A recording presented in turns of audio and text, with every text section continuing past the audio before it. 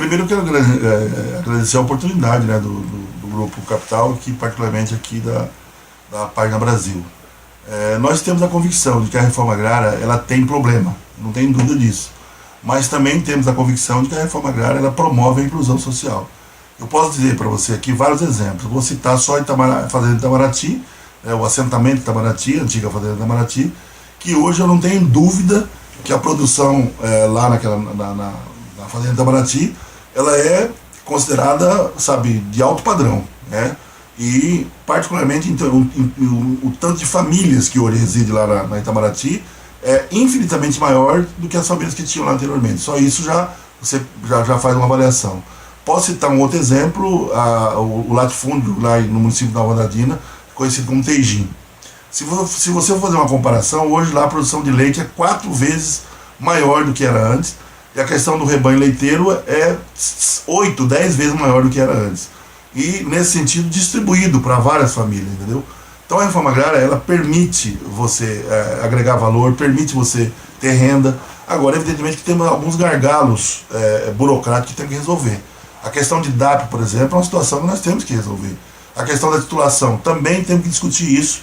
O governo federal tem que ter esse entendimento. Eu fui delegado federal do Ministério do Desenvolvimento Agrário, convivi com isso por muito tempo, que fui 8 anos da Comissão de Agricultura, e tenho muito claro que temos problemas, temos gargalos a ser resolvidos, mas que a reforma agrária, com certeza, ela pode ser viabilizada.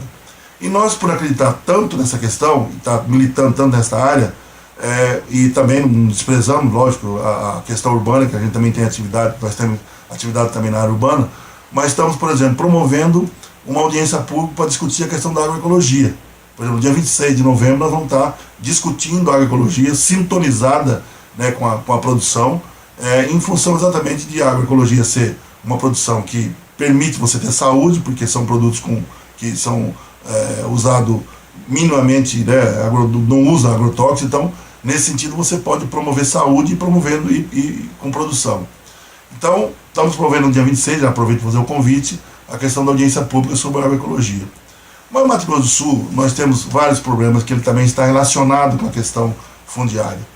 Por exemplo, a questão indígena, por exemplo. Nós temos isso muito claro, que nós temos que resolver isso. É uma responsabilidade do governo federal, mas claro que tem a responsabilidade também do governo do estado, do governo municipal.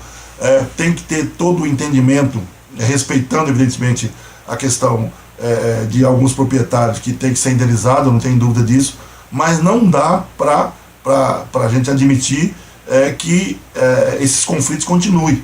Primeiro, porque a correlação de força entre os proprietários e os indígenas ela é infinitamente menor para os indígenas. E nós estamos participando dessa discussão, inclusive na questão da CPI do CIMI, que são fatores que foram colocados que, na verdade, fogem até um pouco da situação, porque estão querendo investigar o CIMI, e acho que tem que dar resposta para isso. E foi proposto também, já com 8 assinaturas, já com assinatura suficiente para tramitar a também chamada CPI do genocídio, que fala sobre a morte de vários indígenas que não foi apurado nesse estado. Isso é ruim. Então o conflito é ruim para todo mundo, por isso nós estamos trabalhando para tentar, né, dar a nossa contribuição para resolver de uma forma definitiva esse problema. O Brasil como um todo está passando por uma crise política, na verdade. A crise econômica ela existe, mas nós já passamos por 30 e poucas crises econômicas durante o período da história brasileira. Então a crise ela vem, não é cíclica, né? Ela vai e volta. Agora a crise política ela tem que ter cuidado, porque a crise política pode interferir definitivamente na questão econômica.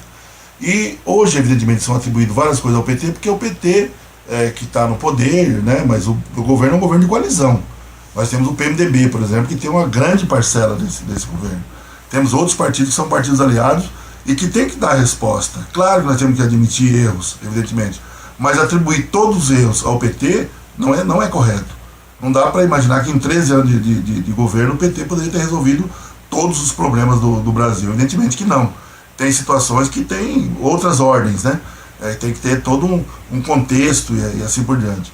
Mas a questão, por exemplo, dessa situação política colocada, eu tenho que admitir que essas reformas ela tem que vir, ela tinha que ser feita há mais tempo, tenho que admitir isso. Falo enquanto membro do PT, não falo pelo PT, embora estou há 26 anos no partido, nunca tive outra filiação partidária, então não posso nem falar de outros partidos, porque eu não tenho nem experiência de outros partidos.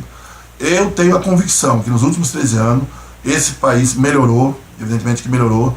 Temos que deixar muito claro que essa questão da corrupção ela tem que ser rechaçada, mas não dá para atribuir ao Partido dos Trabalhadores esse processo de corrupção, etc., porque não é verdade, não é verdadeiro. Agora, temos erros que tem que ser corrigido. E nesse contexto todo, eu tenho convicção que o PT tem projetos e programas que promovem a inclusão social e que com certeza poderá tirar o Brasil dessa crise. Página Brasil. A notícia em um clique.